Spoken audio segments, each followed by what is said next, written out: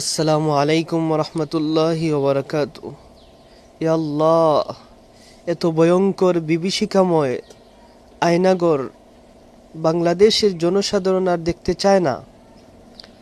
সন্ত্রাসী খুনি রাহাজানিদেরকে আইনের আওতায় এনে আইনানুগ ব্যবস্থা গ্রহণ করা যেতে পারে, ফাঁসির মতো কঠিন শাস্তি দেওয়া যেতে পারে, কিন্তু গুম খুনের মতো এত ভয়ঙ্কর জায়গা কাজঘর, এই কাজঘর আর বাংলাদেশের মানুষ আর দেখতে চায় না। ইয়া আল্লাহ, তুমি আমাদের দেশের উপর রহম করো, একটি শান্তি, সুশৃঙ্খল এবং সুন্দর রাষ্ট্র আমাদেরকে দান করো, আমরা যাতে সুশৃঙ্খলভাবে চলাফেরা করতে পারি।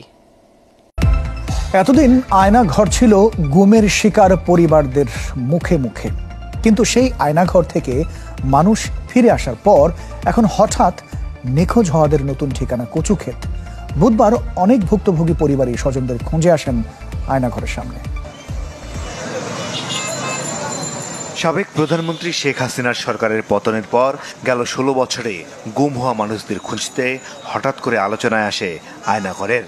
মঙ্গলবার সেখান থেকে মুক্তি পান প্রায় ২০০ শতাধিক মানুষ। বুধবার রাজধানীর বিভিন্ন জায়গা থেকে গুমের শিকার পরিবারের সদস্যরা হাজির হতে থাকেন কচুক্ষেত এলাকায়। সকালেই খবর মেলে ইউপিডিএফ এর নিখোঁজ নেতা মাইকেল চাকমাকে আয়নাঘর থেকে মুক্ত করে পরিবারের কাছে ফিরিয়ে দেওয়া হয়েছে। এরপর ভিড় বাড়তে থাকে সেখানে। কারো ভাই নিখোঁজ, কারো বা স্বামী।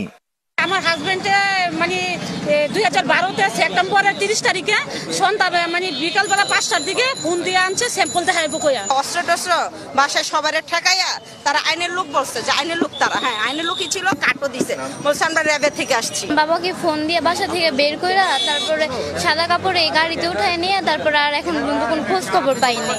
দিনভর অপেক্ষা থাকা পরিবারের এসব সদস্যরা অনেকে জানেও না যাদের খোঁজে তারা এসেছেন তারা বেঁচে আছে কিনা।